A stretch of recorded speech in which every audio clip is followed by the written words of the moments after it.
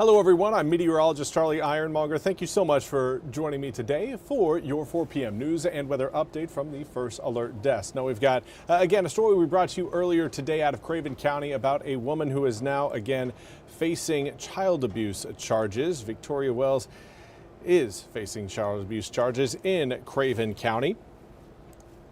Now, according to deputies, she has been charged with 2 counts of child abuse. They say they found Wells and her 2 sons on Tuesday on Up Creek Road after getting a call about a suspicious vehicle. Now, the trio was reported missing on Monday by Carteret County deputies. They were last seen on Sunday morning. Now, warrants say the children went without food, quote, for an unreasonable extended period of time, end quote. Now, Craven County deputies say the father of the children came from South Carolina to take custody of the 4- and 7-year-olds. Wells was released from jail on a $10,000 secured bond. Now, we also want to highlight the upcoming summit between President Trump and President Putin about the ongoing war in Ukraine and a potential ceasefire. In the meantime, the European Union has teamed up with Volodymyr Zelensky, president of Ukraine, to discuss another aspect of the ceasefire and pushes back on any deal that may be made between President Trump and President Putin. Again, NBC's Matthew Bodner has more from London. Thank you. Well, we have just seen a press conference with German Chancellor Friedrich Merz and Ukrainian President Volodymyr Zelensky following their phone call today with President Donald Trump and Vice President J.D. Vance concerning preparations or message alignment ahead of the Friday summit with President Vladimir Putin of Russia. Merz saying in the press conference, and Zelensky as well, that the talks went well. Merz wished Trump luck in Friday's summit, and they both outlined that essentially everyone has agreed on 5 key points for negotiations moving forward, and those would be the reaffirmation of this core principle that nothing can be decided about Ukraine without Ukraine. Ukraine's territorial sovereignty must be protected, but also there is a possibility to discuss some kind of territorial concessions, though without full legal recognition of territorial claims made by Russia.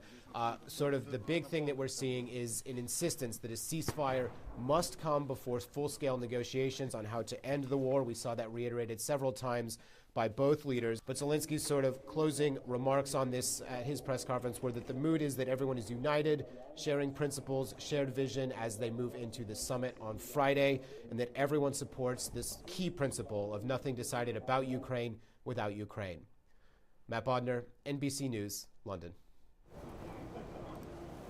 Thank you very much, Matthew, for that report. We now want to turn our attention to your weather forecast, where we've got our eyes on Tropical Storm Erin. Continues to be a concern, an issue, if you will, a fly in the ointment. We've got 45-mile-an-hour maximum sustained winds around the center of Erin. It has certainly intensified its moisture content over the past 24 hours. Yesterday at this time, we were looking at a very ragged satellite image and even radar image of Erin, and well, now certainly more moisture moving in and less of the dry air. Now, pressure is still holding at 1,004 millibars. That is the same pressure reading that it had when it first formed 2 days ago at 11 a.m., and it's still moving west at about 17 miles an hour. Now, let's take you through again the official track of the storm. Expected to again still become a hurricane as we wake up Friday morning. 75-mile-an-hour maximum sustained winds expected by 8 a.m. On Tuesday. On Saturday, we'll have 100-mile-an-hour maximum sustained winds at 8 a.m. By Sunday, that goes up to 115-mile-an-hour maximum sustained winds, making it a major hurricane. Could be the first hurricane of the 2025 Atlantic hurricane season. But then again, going down the line, being the first major hurricane as well, certainly gives us the credence to say that this is a system you need to pay attention to. And now we'll zoom it out a little bit further and you can see just where the end of that track is in relation to eastern North Carolina. I do anticipate we'll start to see some beach impacts coming up as early as Tuesday, maybe even late Monday night. And those beach impacts are going to be focused around increased rip current threats for all southern and southeasterly facing beaches.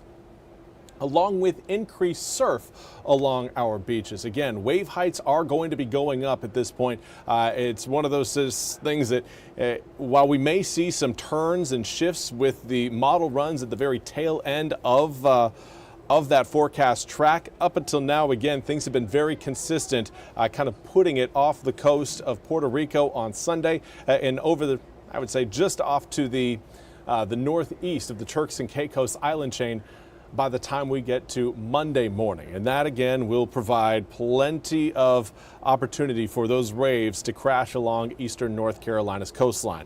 Now currently we're tracking some very light showers rolling across parts of eastern North Carolina. We do have some more rain showers and some thunderstorms sitting further back towards the west, but the good news is so far today that any thunderstorms that again have really created some flash flood warnings across more western parts of the state, certainly on the western side of I-95.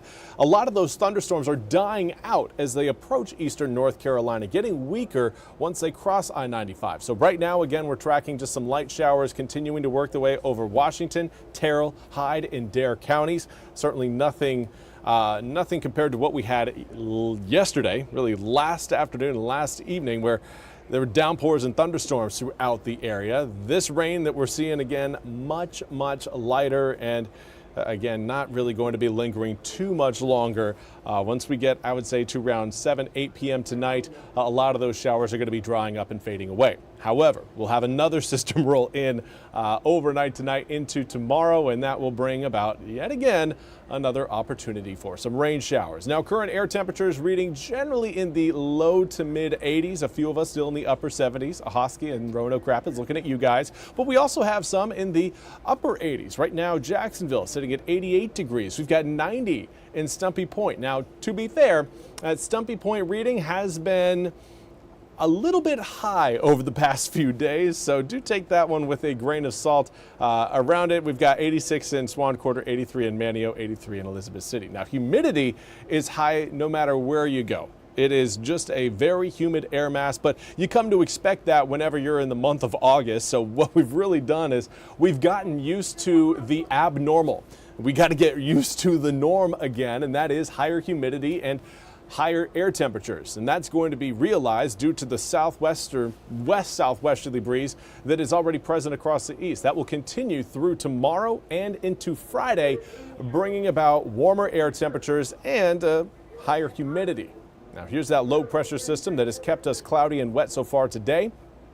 It will be backed up by another area of low pressure. You're seeing that form over the Gulf and then move its way northward over the Mississippi River Valley before catching that jet stream and getting shoved towards the Carolinas. That will keep rain in the forecast coming up for Friday, but after that things really start to calm down for us. The weekend looking quite nice, mostly sunny, air temperatures likely reaching close to 90 degrees on both Saturday and Sunday. We may end up just a bit shy. Right now we've got 87 degrees on Saturday, 88 on Sunday, but into the low 90s coming up for Monday and Tuesday.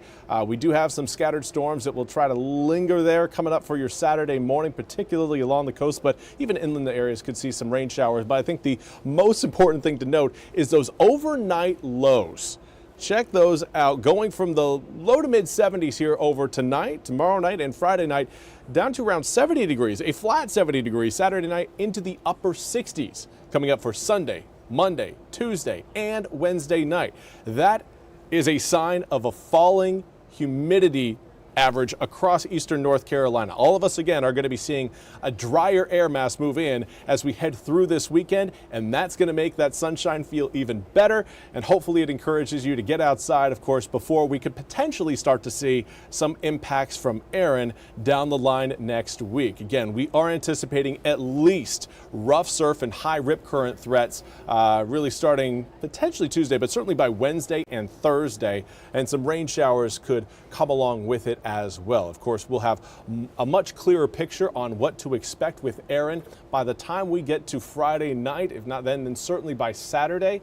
And that's really going to give us a good reading of exactly where this system is going and what we need to prepare for here in eastern North Carolina. But again, I do want to highlight that if you are watching from the coast, or maybe you've got some vacation plans before the start of school, understand that coming up at kind of middle to tail end of next week, beach conditions are going to be rough in terms of surf and rip current threats, you are going to want to take it easy and maybe just stay out of the water altogether because those rip current threats are going to be elevated fairly quickly. Well, that's all we have time for today's 4 p.m. news and weather update from the First Alert Desk. I want to thank you all so much for joining me. We'll be back with more news and weather coming up at the top of the hour. Until then, I hope you all have a wonderful Wednesday.